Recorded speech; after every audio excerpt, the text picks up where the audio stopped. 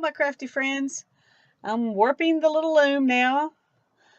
And I went ahead and got it started so that it would kind of be going here.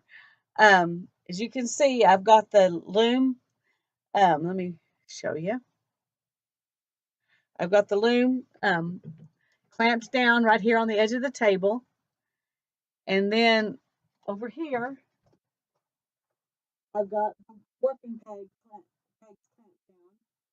And in the video, it looks like it's a long ways, but it's really very short. It's like 5 inches from right here to right here. So it's not a very long warp. I'm just going to make a couple of kitchen towels and just to kind of, see how she weaves and be a first project.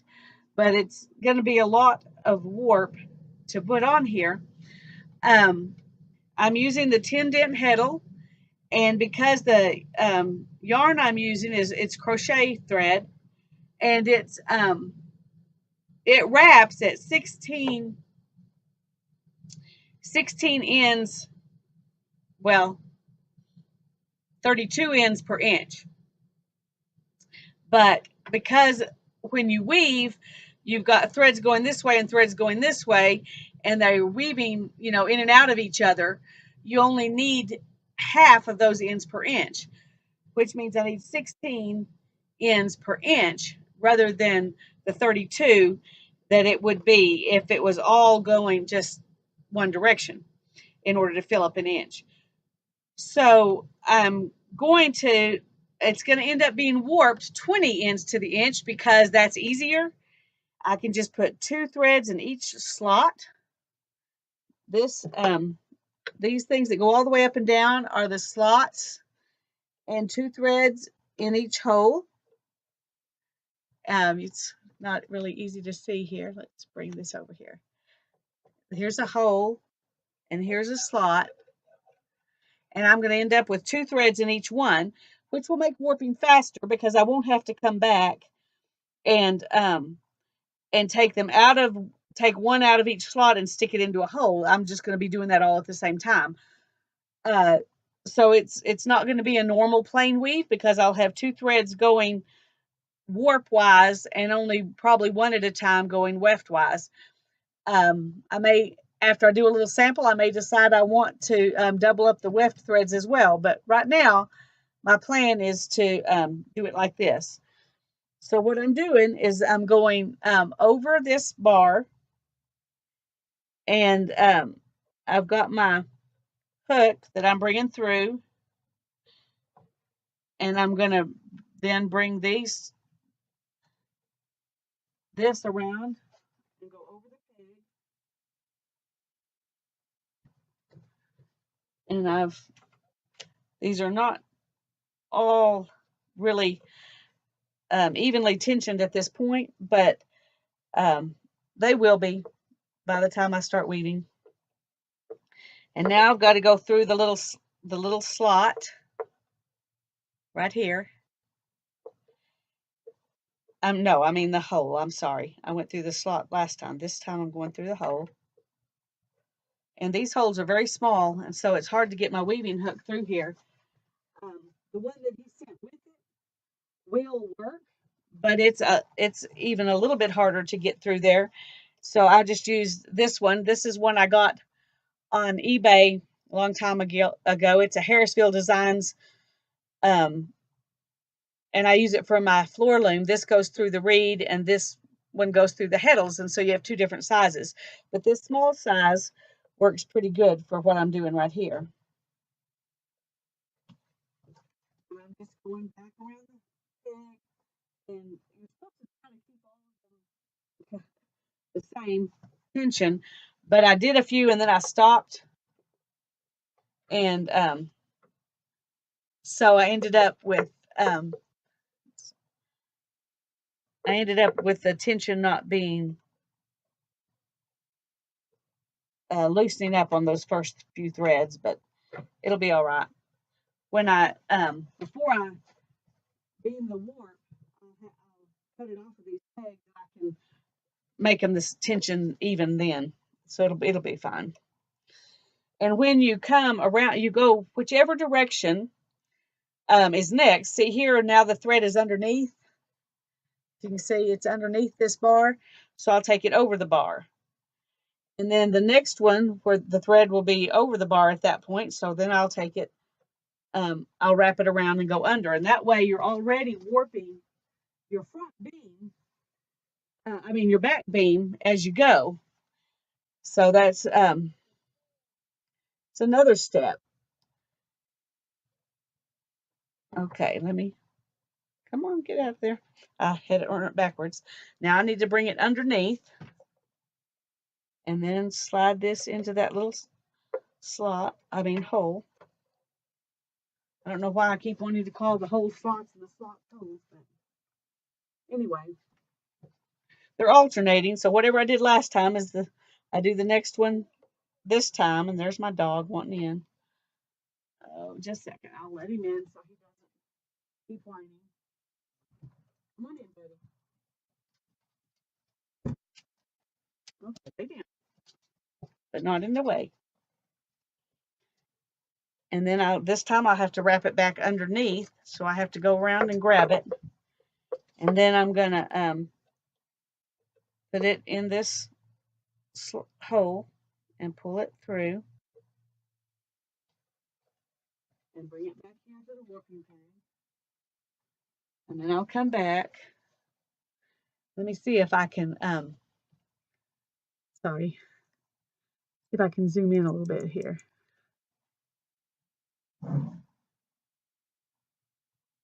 Come on, there we go. Now maybe you can see a little bit better. So this time I'm going through a hole and I've wrapped it around from the bottom to the top.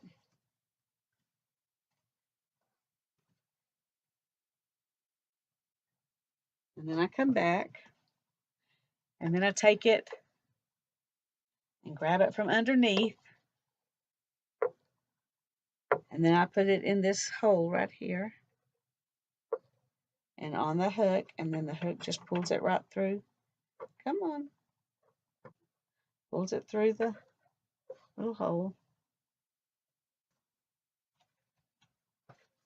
Then I bring it down here and put it around the peg again. And you just keep going until you get it all warped all the way across, while trying to keep the tension. It doesn't have to be a lot of tension. It's as easy as you can get it to work out.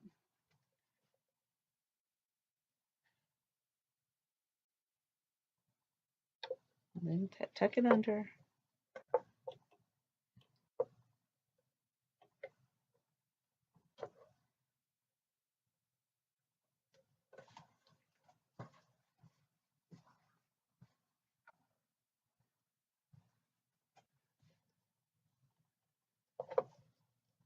And then you bring it over.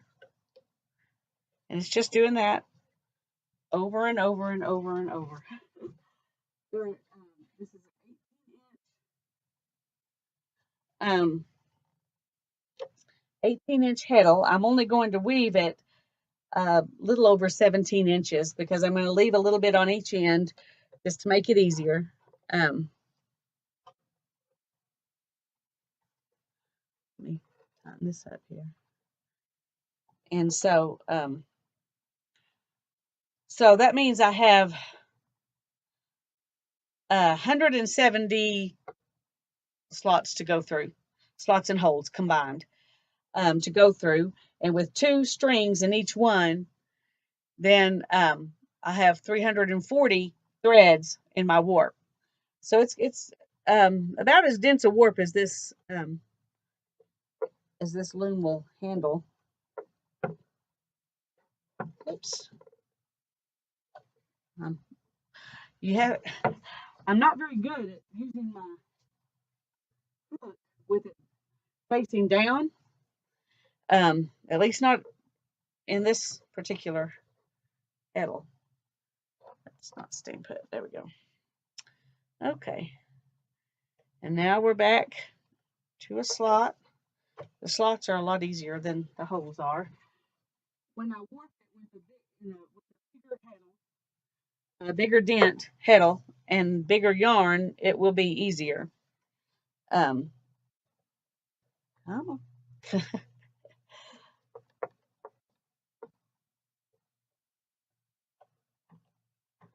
here I am trying to actually get that hole, put the thread on it, and pull it through. Come on.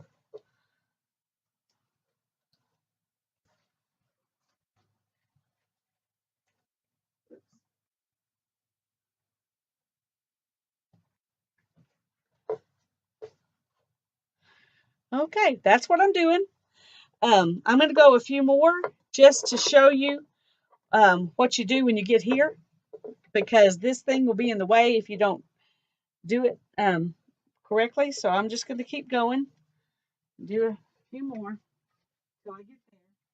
I want to show you how to do that. I'm going to stop this and do a bunch so that you don't have to watch me do a million of them. Okay, there's not a million, but it feels like a million.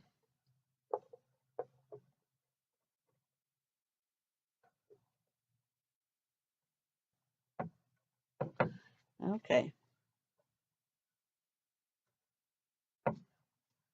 This handle's never been used, so after it's had thread come through it a few times, it'll smooth out some.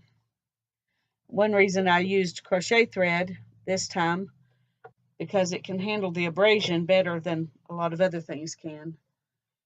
And it's going to do more abrasion, I think, at first in those holes. We will see.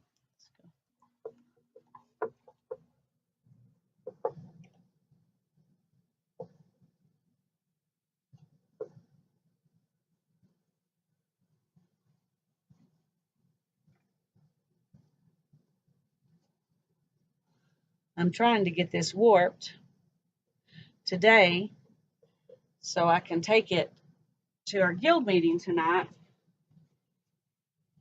And it's like, you know, how life conspires against you sometimes.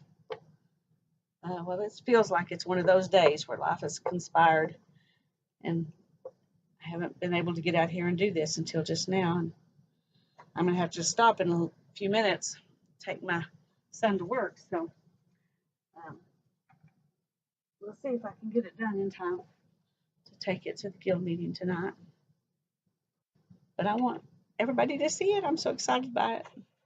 And there's nobody probably that will enjoy seeing it more than the people at the guild, because they love to weave too. Okay. Now what we're going to do is go over here. You have to do this when you're going over, otherwise this gets caught on this side, and that causes a real headache. So I'm going, as I go over it and pull it up under, I'm also taking it around to the other side of that string.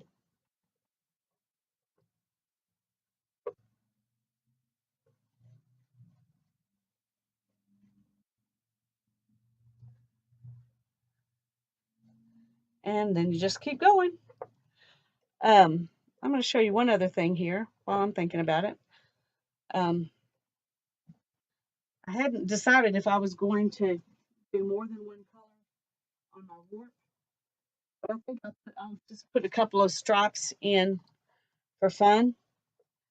So I'm going to get a couple more of these done, and then I'll show you how to change colors too before I keep going, or before I pause the video and get some more done. Okay. Now then. Okay. Okay. I'm just going to break that off, and I'm going to tie this around.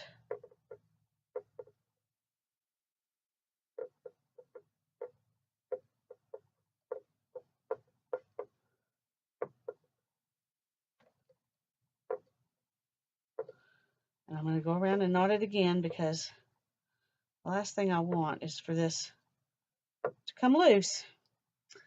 All right, and I'm going to get another color. And I moved stuff around. And my other colors got hidden. I'm going to use a green, which is going to be very bright compared to this ecru color, or eggshell, I think it is. And then I'm going to use this, which is iris blue. So I'm going to make some stripes of both of these. And I haven't decided how wide the stripes are going to be or anything like that. I'm just going to kind of do that on the fly. But we're going to start with, let's start with the blue one. Okay. So now I'm going to put this down in the bowl on the floor where I had the other one. Let's see if you can see that. See, that's how I've got it. And so then I'll bring this one up and I'll tie it on.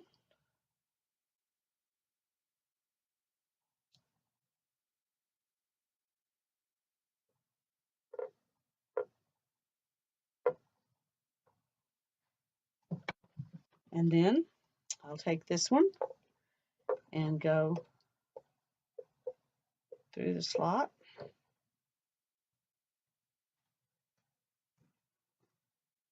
And put it on the peg. And then back around underneath here and through the hole.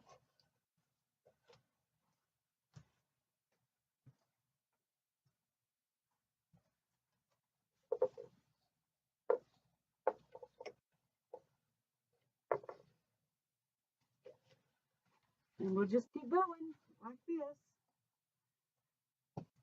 And then whenever I decide that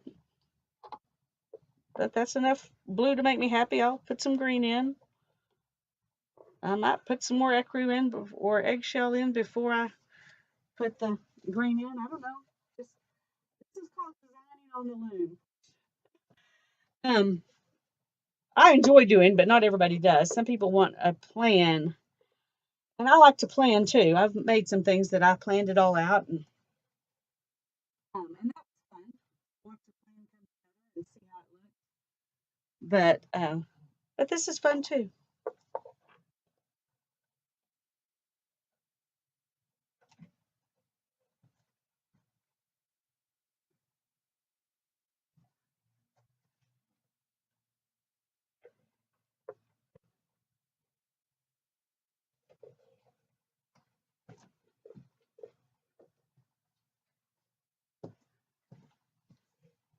To dance over my dog, I don't step on him while I'm down there.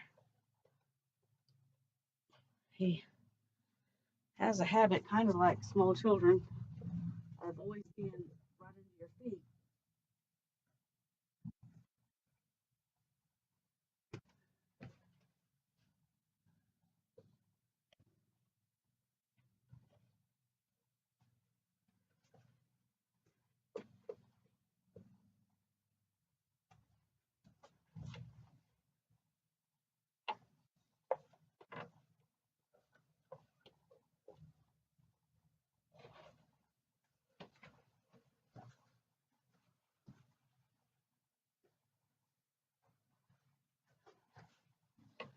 Okay. Now I'm going to tie this off.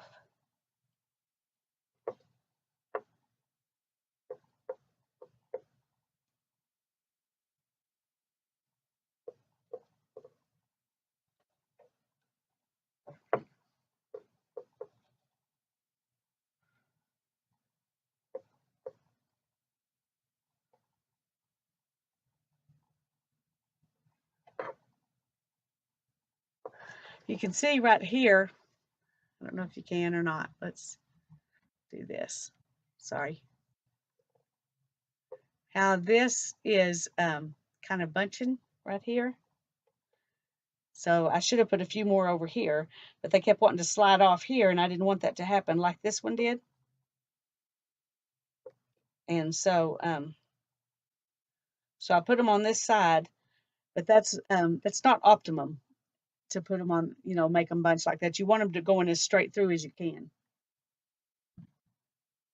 Okay, I'm going to pause it and add on my green and do some more, and I'll come back in a little bit and let you see where I'm at.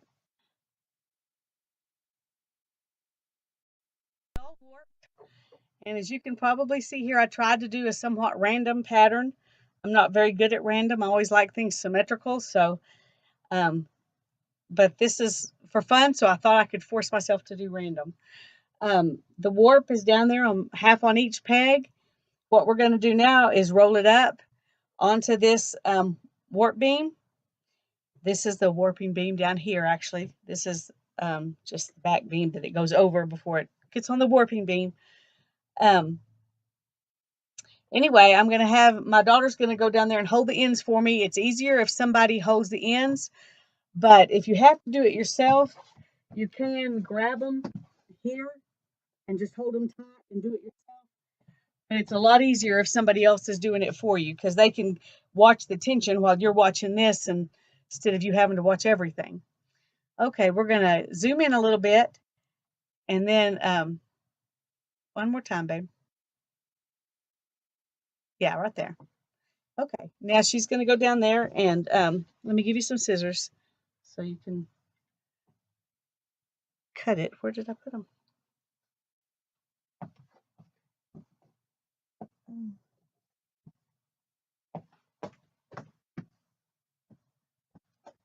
Okay, I'm going to hold the ends while she cuts them, and then she'll take over.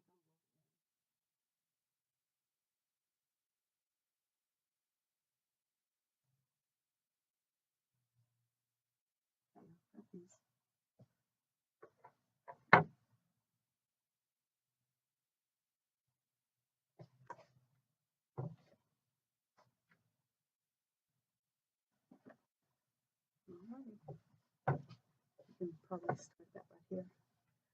Okay. Now I'm gonna right over here.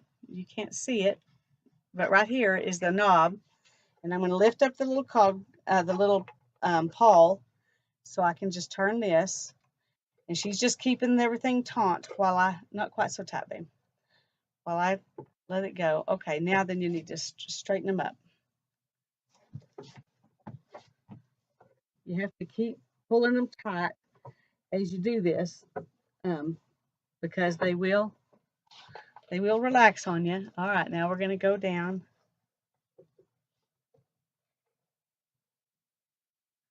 All right, let's do work them again.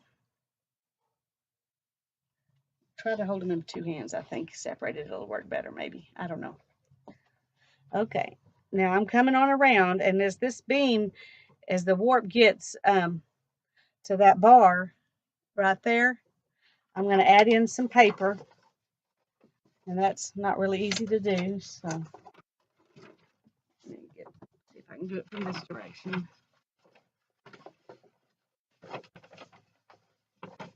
And you want your paper to be fairly thick, and you want it to be the width of the whole beam.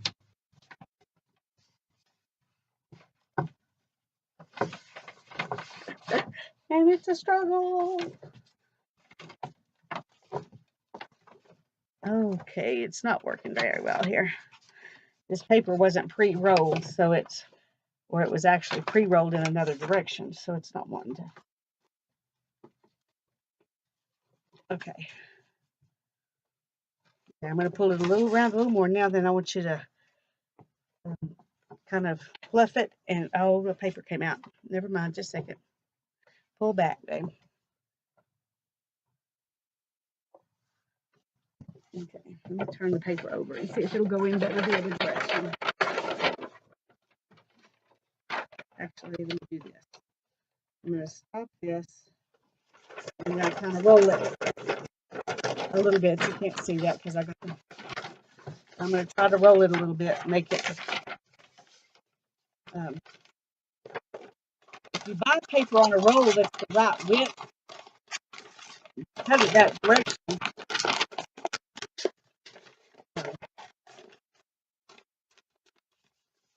It works a lot easier. Okay, let's see if this will work.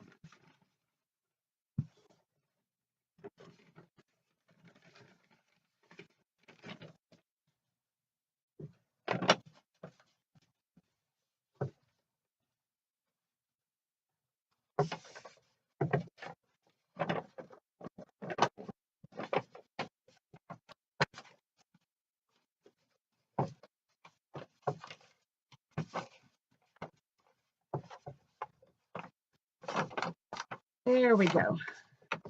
I'm going to roll a little bit, and I'm going to stop it. And we're going to go back here and adjust things and straighten out the things so everything is equally taut. If you hold it about right here, it'll be.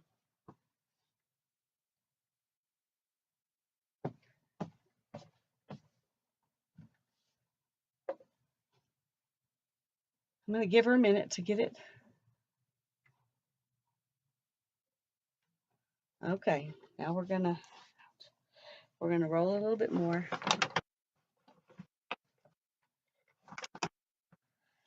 I'm gonna pull on this paper a little bit.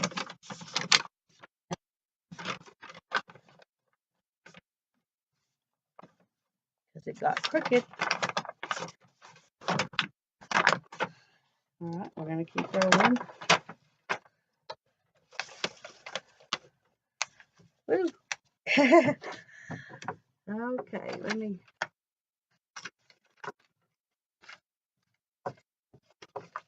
Don't try to fold your paper and then roll it like I did. That is not working very well.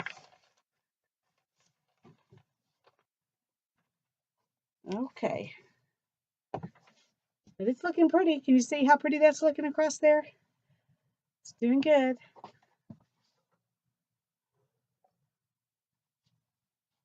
We'll straighten it up again. I forgot to put leaf sticks in. I should have done that.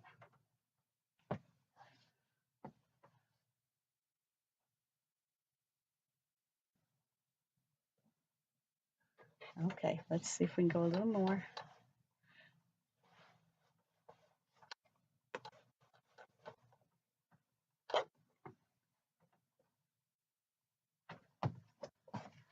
Okay, once you work that side over this side, and then sometimes you have to kind of, everything gets tangled up on this side of the heddle.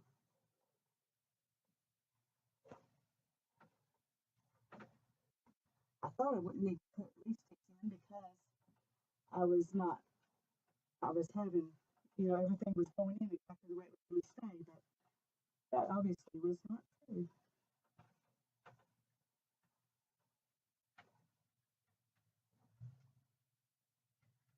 Oh, we got a mess down here.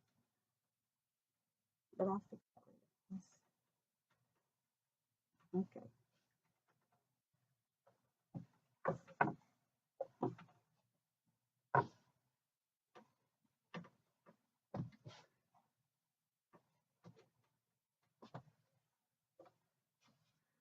Okay, let's go ahead and go some more.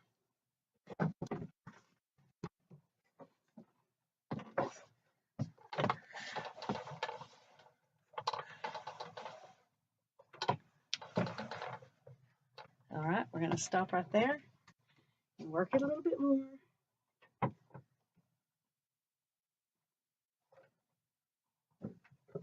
Next time I do this for you, I'll go ahead and put the leaf sticks in, and it'll be a lot easier. But we've almost got the warp bead already, so even though it's tangling up some.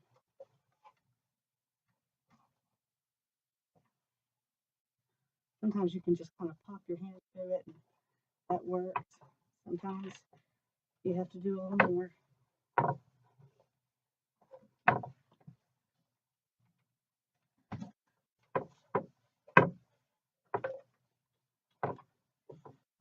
Okay, start up here and pull back. There you go. All right, here we go.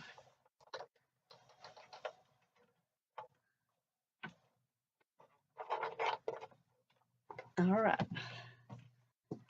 And now we've got the warp about here.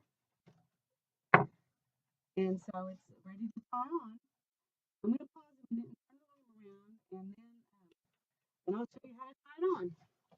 Thanks, Hannah. Be right back, folks. Okay, I'm back, and I've gone ahead and tied one on each side, a little bunch of threads, just to make it easier so I can work faster. But I'm going to show you what I normally do. You have people who start on both the outsides And then some people start in the middle. So we're going to do one in the middle now. One thing you need to do is make sure that you've got everything here. You can pull down. I don't know if you can see that, but if I pull down, then I've got the, well, see, that happens too. A naughty mess. Okay. If I've got, these are the ones in the slots, they just come right out the middle. And then I've got these down here. But that's because this is in the neutral position, so I can't really pull them up right now, but I can pull them down. And so I'm going to take those, that little bunch, about, you know, an inch or a little bit more. And you want to make sure that they're straight, and then you want to split it in half.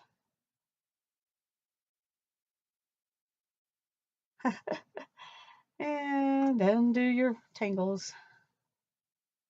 And take this half around that side and this half around that side. And then you want to, I do it, some people do it once. I do it twice. This is called a half surgeon's knot. And that'll hold it tight. But if they loosen up, then you can pull it out and pull them back. And by the time I get all of these done, I'll probably have to do some of that adjusting to some of them. So you'll get to see that. I usually do the one in the middle because that'll hold the rod good. And then I do the two on the outside edge. But today I had my husband hold it in the middle while I did the two on the outside edge so that I could get going a little quicker. Okay, so I'm going to take another bunch from over here. And since I have 2 threads in each slot and 2 threads in each hole, I'm making sure that the bunches I have, you know, that I'm not getting one thread from one slot in with another bunch on the other side. Now I've kind of got a mess here. That wouldn't be that messy if I had used leaf sticks. It would still be a little messy. I don't think I've ever warped once when I didn't have to deal with that some. I just think that's part of it. But anyway, so we're going to wrap it once, twice, and then pull it tight. And the main thing you're looking for is pretty even tension all the way across. So it doesn't have to be board tight. It just needs to be pretty even.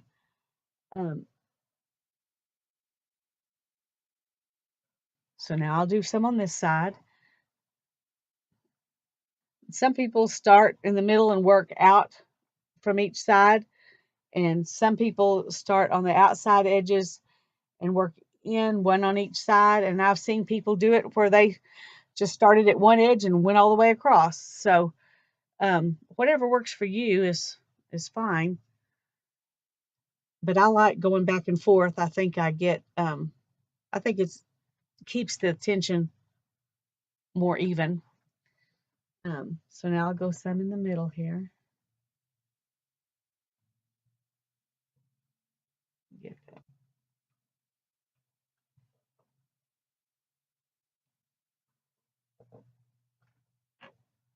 Have to kind of comb it out here and get it.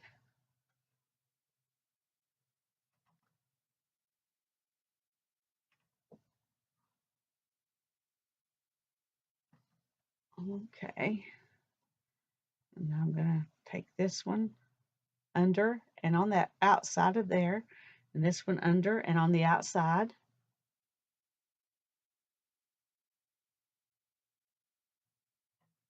And then I'm going to take it under once, under twice, pull and pull. Okay, and then we'll do one on this side.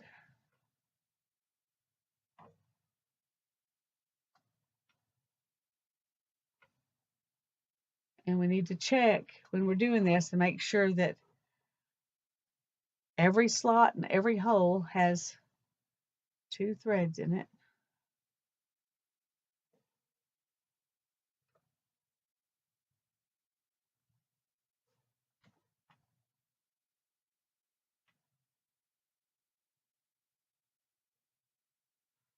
Alrighty. Now once again, behind and to the outside. I'm probably going to say it every time because even when I'm doing this and it's just me here, I say beside to the outside, behind and to the outside, so I don't forget.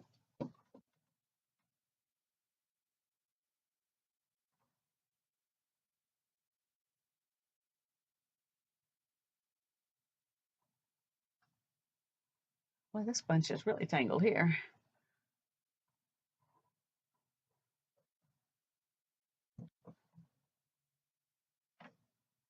Cotton loves to stick to itself, so it tangles pretty easy.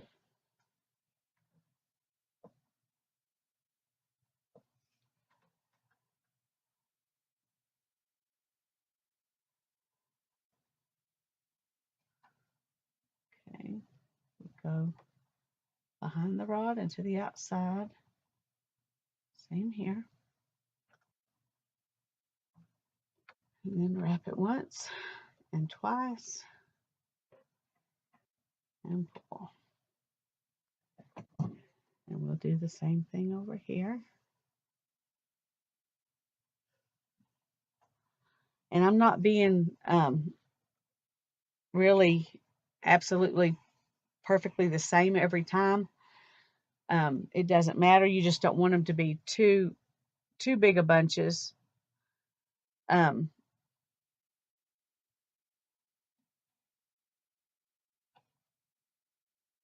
Because we're going to spread them all out before we start weaving anyway. So.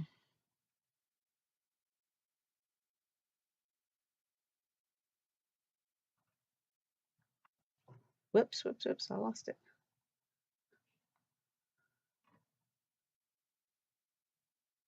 Okay. Actually, it's looking pretty good. Alrighty, and we're gonna take this bunch. I'm gonna let the rest of this be 3 bunches on each side, so they'll be a little smaller. But that's okay.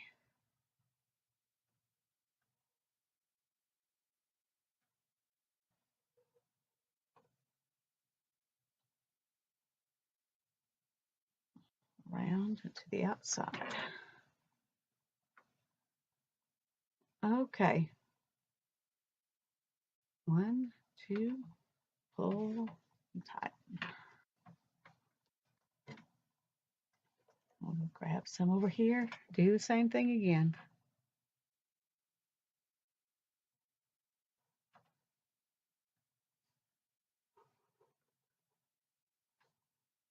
Checking to make sure I have 2 in the slots and 2 in the holes.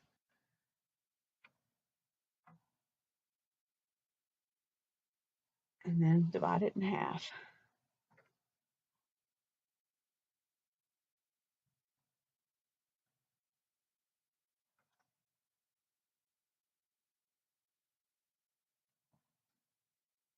Okay.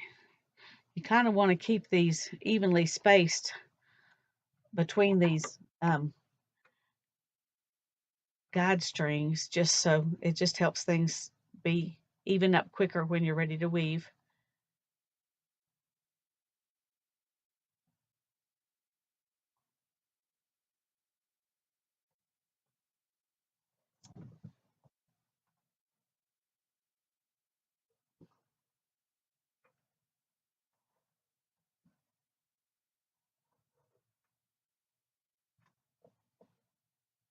It's really not a hard process. This is a lot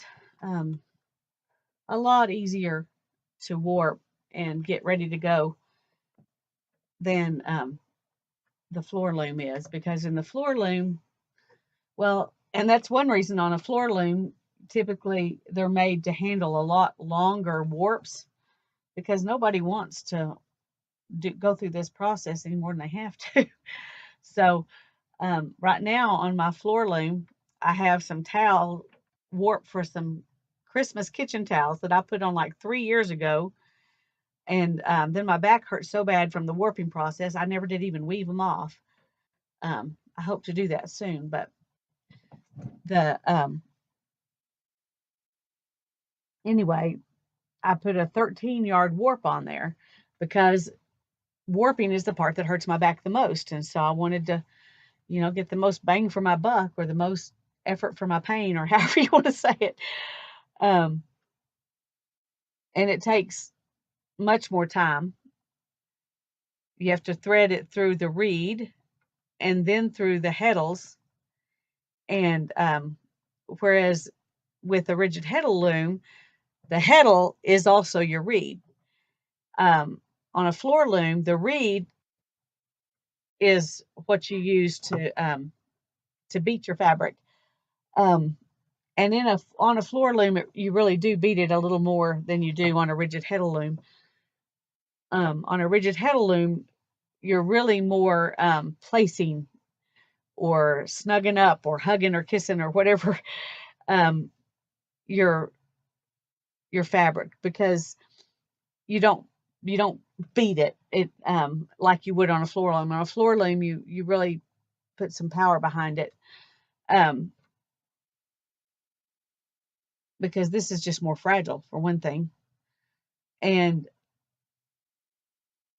so and there are projects you do on the floor loom that you can that you beat real gently, because you don't want it to be really you want the weave to be open and lacy, or something like that. So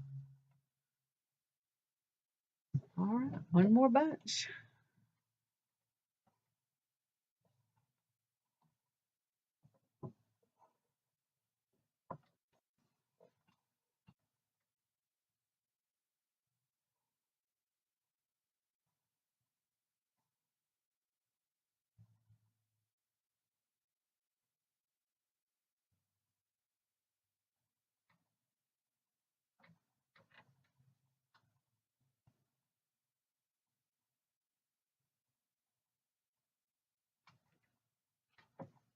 Okay, now this one is really loose, so we're gonna pull back and tighten up, and then we'll do that to this one, because as that happens, they all get kind of loose.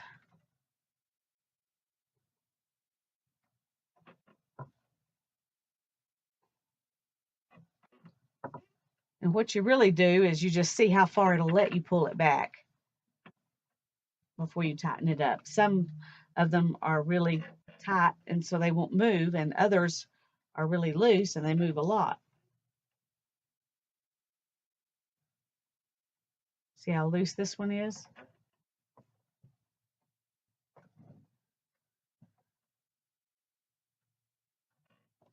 Ooh, okay.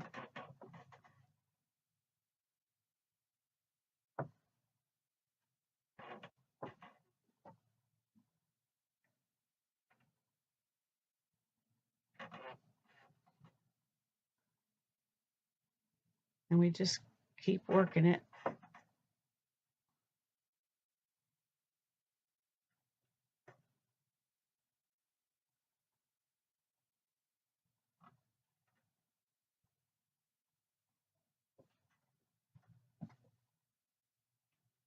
And when it feels, like it's relatively the same, this one's good. It's got nice. So I'm just going to go ahead and tie another knot in it. Some people do a bow, but I want to know that mine's going to stay put. So I go ahead and tie another knot in it. It's not as easy to undo when you're finished, but to me, it's worth it. So.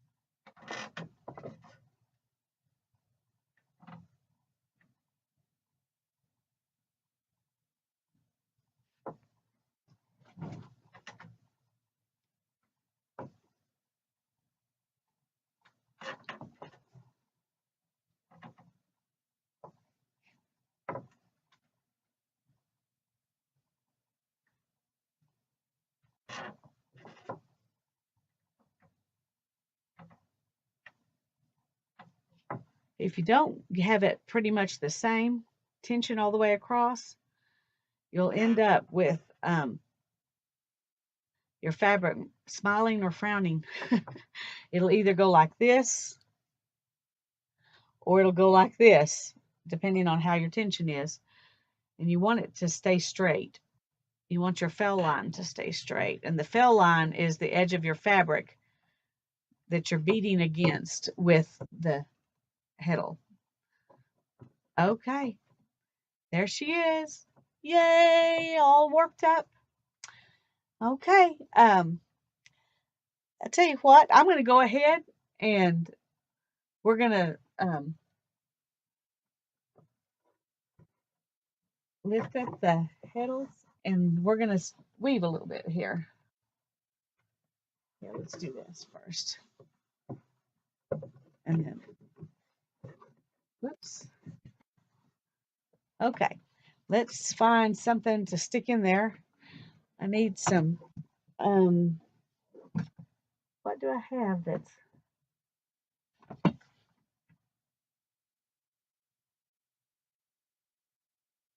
I didn't think this through and to have something ready. Some people use, I'll use paper towels, I guess. No, because that will be, yeah, I will. Okay. You want a piece that goes all the way across. So I'm going to do this. And then I'm going to fold it up. And I'm going to cut it into strips. A couple of inches wide. By the time we put 3 or 4 of these in there, it'll be nice and even at the top. I've got those going crooked, so. Alrighty. Now then, what we're going to do is we're going to go from here and tuck it under there, and go from here and tuck it under there, so that we're like this. And then we're going to go ahead and we're going to beat. And then we're going to bring it down to the down shed. And we're going to do the same thing. Well, let's see if we can work it across this way. Maybe it'll be easier.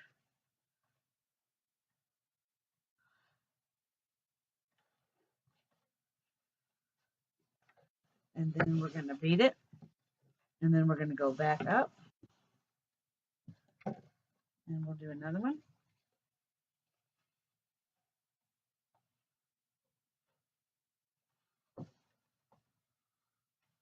You want to make sure you only go through the top ones or the bottom ones.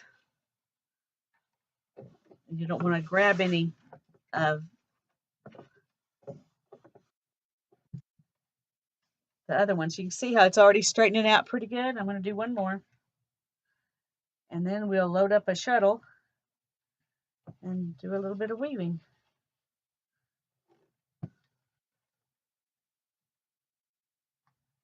Okay, come on. There we go.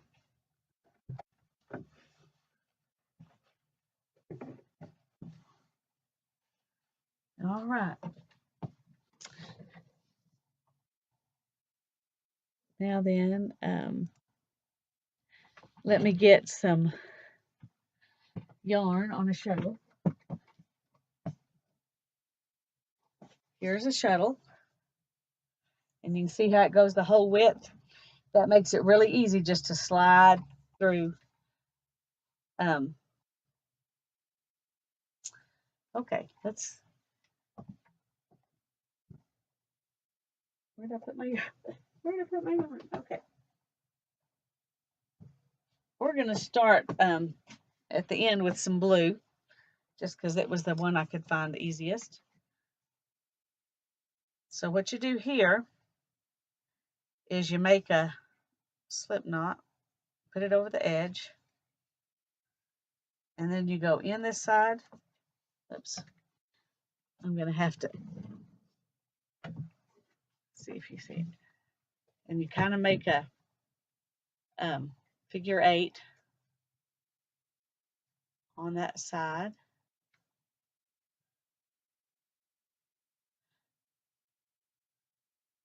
Now with this particular thread, it's take a long time to to build up any width or depth through. So you don't have to do it this way. You could just wind it straight on. But I'm going to go ahead and show you how to do a shuttle. Okay, now then I'm going to turn it this way and do the same thing on this side.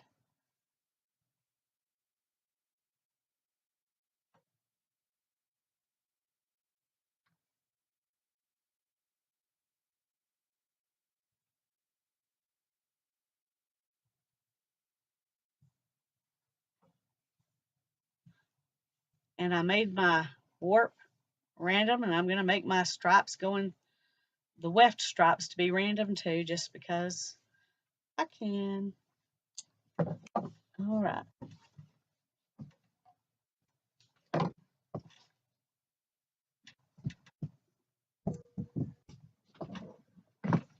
Okay.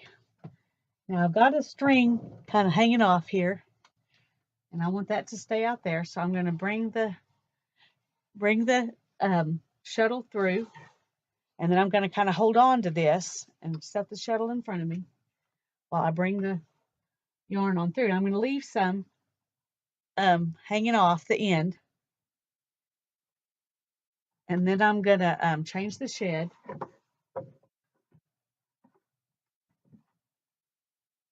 And I'm going to do one more through here. Woo.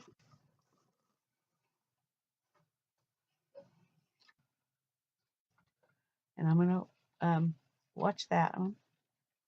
I got it a little too tight because I didn't have my thing long enough. I didn't realize how. Okay. And then I'm going to go ahead and beat it. Okay. Okay. See how I got too much there. So let's.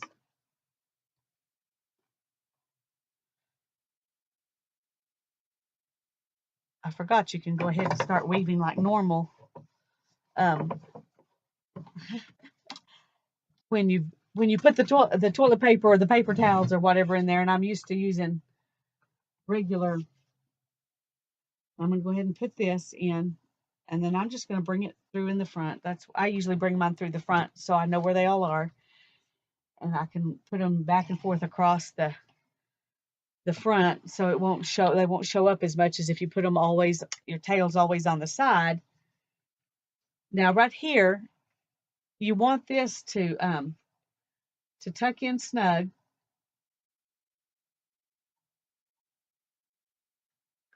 And then you want to leave an angle. Can you see that angle here?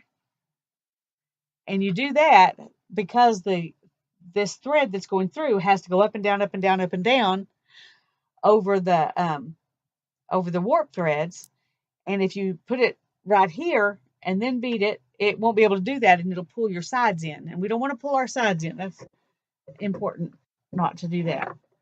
And then we're going to go down. Make sure we've got enough yarn so we don't mess it up. And then I always run the edge right here of my shuttle against the reed. That way in the middle of the shed, that way I know I'm not grabbing the bottom threads, because it's really easy to grab the bottom threads and not realize it until you've already put it through.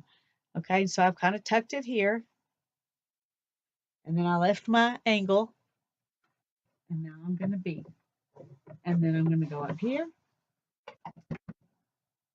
and we're going to run that through,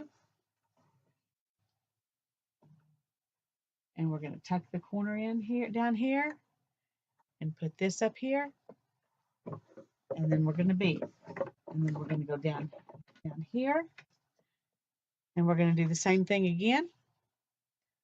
Run the shuttle through the middle,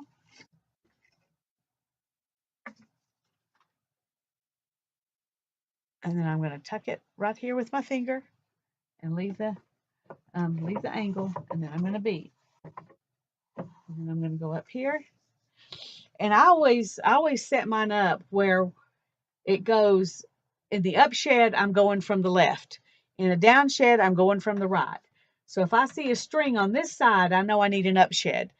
And if it's coming from this side, I know I need a down shed. That way I don't get confused about what I'm weaving.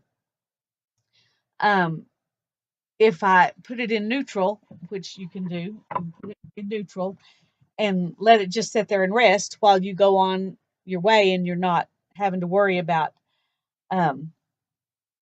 it being under tension all the time. All right.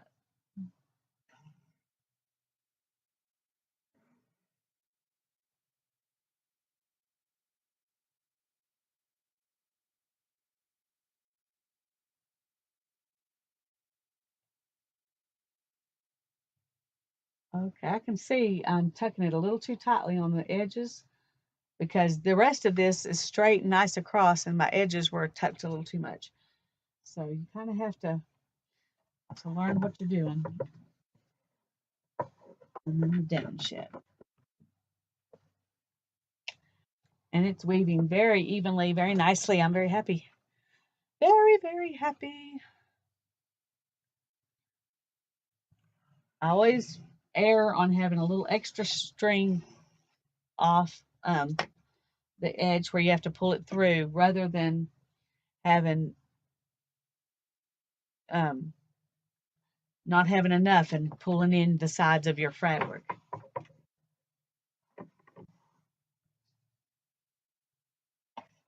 Whoops, see, I reached, then I didn't pay enough attention and I grabbed that bottom thread.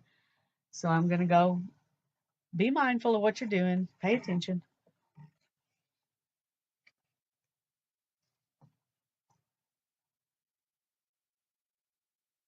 Hold it over here, make sure it's good.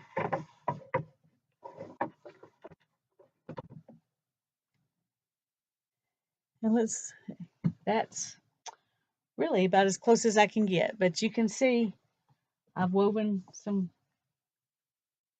cloth. Now this is going to be, you're going to see the warp really well in this fabric because I'm using double warp threads and single weft threads, and I kind of like that. I think I wasn't sure what I thought about it when I was planning it, but I think I do like it.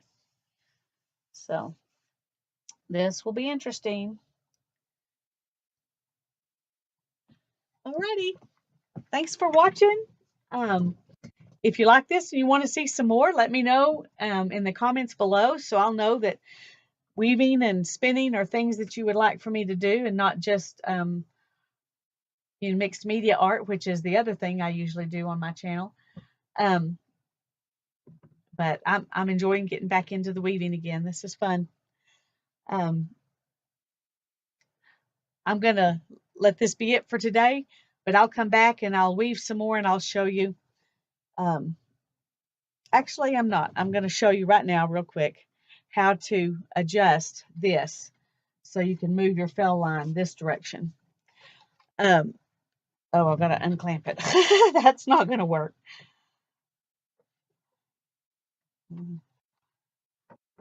So sorry.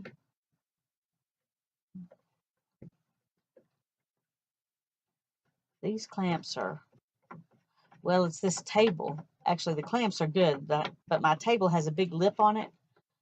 And so I have to unclamp it pretty much all the way in order to get it off. If you had a table that didn't have this huge lip on the edge, then you could just do it part way and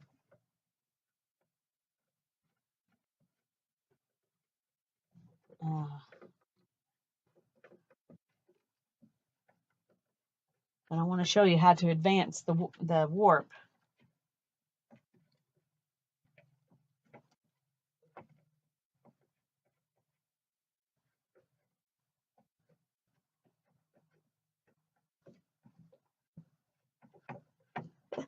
I'm sorry, I did not intend for it to be this way. Okay.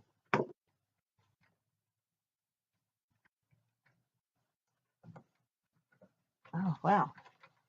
My daughter turned the loom around for me and clamped it on there, and she did an dandy job. It really clamped on there good. So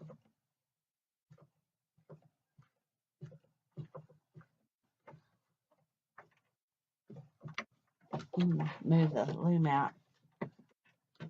There, I'll just let this slide over here so I can go ahead and show you what I was going to show you. Okay. Stuff out of the way. Not sure what she was doing there.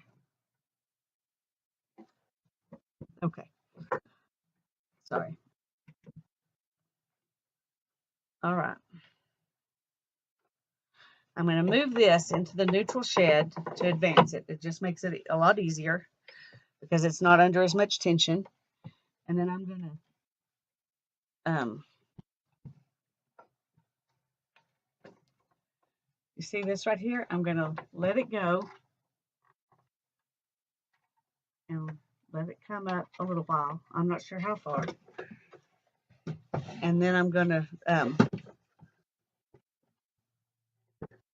then I'll just tighten this one in the front.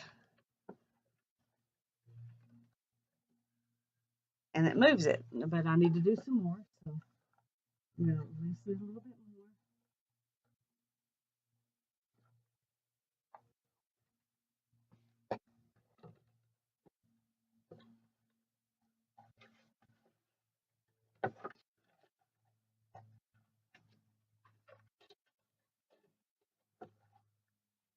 Okay, now I've advanced the fell line. So that gives me a lot bigger shed here. And I could weave more. My down shed is open bigger too this way. All right, now I'm going to put it back here and tighten it a little bit. There we go. Okay. So that's what I'm going to show you today. I'll see if I can lift this up a little bit so you can see the weaving. It's a little easier to see that way. Can't put my camera down where I could, get really close up on this, but maybe I can figure out a better place to put my camera sometime and it'll be easier to see. Thank you much, friends. I'll see you all. Bye-bye.